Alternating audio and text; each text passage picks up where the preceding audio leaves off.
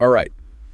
Welcome back, everyone, for another deep dive. It's always fun to get together and, you know, Yeah, learn something new. absolutely. Today, we're going to be doing a deep dive on, I bet you all know it, the game Monopoly. Oh, yeah. We're going to talk about how this game, the colorful properties and all that play money, can teach us a lot about the real world, especially when it comes to things like buying and selling and even how our economy works. Right. So have you ever played Monopoly? Of course.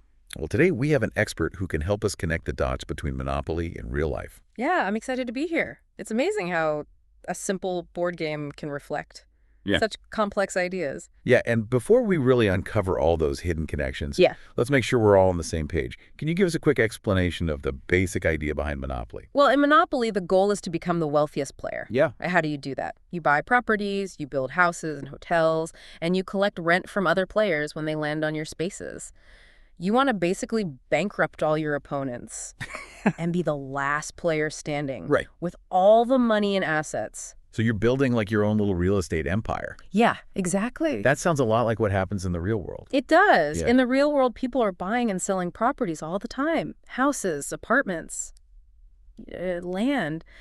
It's all part of what we call the real estate market. Yeah. And just like in the game, location plays a huge role in a property's value. You know what that makes me think of? What's that? In Monopoly. Those properties like Boardwalk and Park Place. Everybody wants those because they're right at the end of the board where everybody has to pass by. Yeah, those are the prime spots. You get to collect a lot of rent because everyone's landing on them. In the real world, it's kind of similar. Properties in those really great locations, like near a beautiful park or all the businesses, Right. they tend to be more expensive because more people want to live there. You know what they say? What? Location, location, location. It's all about where it is. So it's all about supply and demand. It is. Like when there are only a few of something Yeah. and everyone wants it, Yeah. it becomes more valuable. Exactly. The scarcity of those prime locations drives up the price in Monopoly just like it does in real life. Speaking of money, though, Monopoly teaches some valuable lessons about making decisions with your money. Well, yeah, in the game, you're always having to decide, do I spend my money on a new property or do I hold on to my cash? That's right. It's like deciding, do I buy that new toy or do I save up for something bigger? It's like thinking strategically about how to use your resources, It is. You got to be smart with your money. just like we should in real life. Absolutely. And that brings us to another really important concept, the idea of assets versus cash. In Monopoly, your wealth is really a combination of how much cash you have, but also the value of the properties you own. So even if I'm running low on cash, if I own a lot of properties, I can still be considered wealthy. That's right.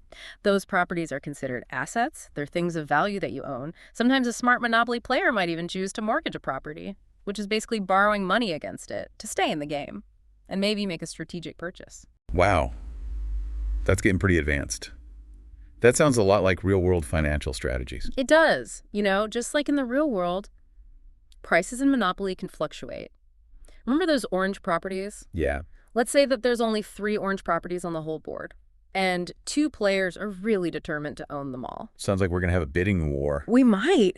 What happens then? Well, then those orange properties become even more valuable. They're in high demand, there's limited supply, and that drives up the price. Same thing happens in real life. If there's something that everybody wants, but there's not much of it, the price is going to go up. So whether it's prime real estate in Monopoly or, I don't know, the latest gadget or toy, understanding how supply and demand affect prices can help us make smarter choices. Yeah, it can. It's amazing how much we can learn from just a game. It really is. The next time you play Monopoly, I want you to really think about these concepts. Yeah. As you buy properties, make Yeah. deals, and manage your money. And maybe you'll even discover some winning strategies that you can use in real life.